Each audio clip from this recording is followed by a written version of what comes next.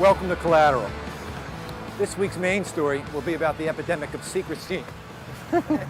This week's main story will be about the epidemic of secrecy in government. But first,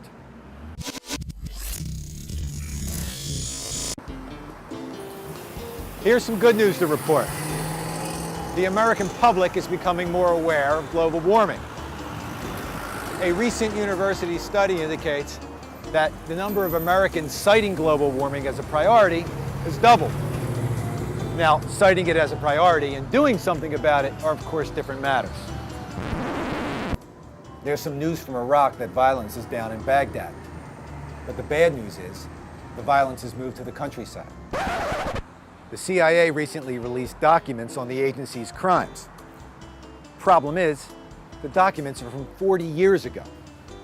CIA Director Michael Hayden wants to assure everybody that the agency has cleaned up its act since then. I believe him.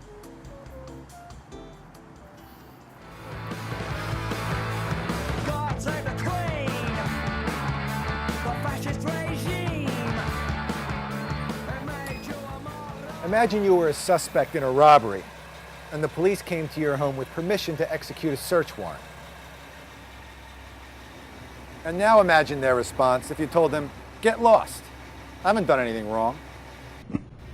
While you or I would be in jail if we tried something like that, Dick Cheney walks around a free man. On 2 occasions, Cheney blocked an inspection by the Information Security Oversight Office, which is a group that monitors the classification of data by the Vice President's office and others.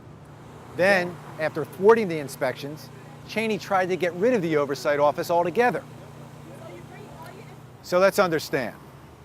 It's okay for Cheney to illegally spy on anyone he damn well pleases. But when he comes under reasonable scrutiny, he tells citizens, fuck off. Well, I haven't seen the piece. I'm not going to comment on George. Seeing Cheney act like a fascist dictator is sickening.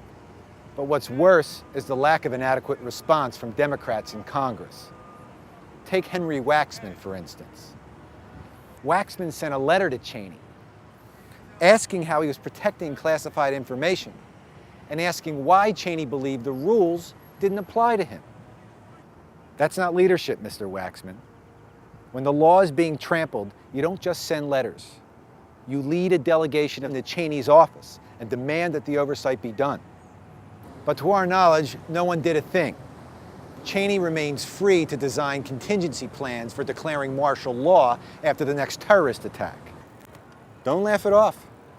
With the passage of the Military Commissions Act and the National Security Presidential Directive 51, all it would take is one more terrorist attack, real or staged, and it could be the end of America as we know it.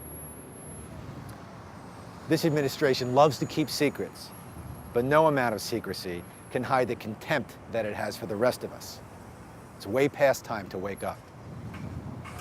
If you think what we're doing is helpful, please tell someone. God save the Queen.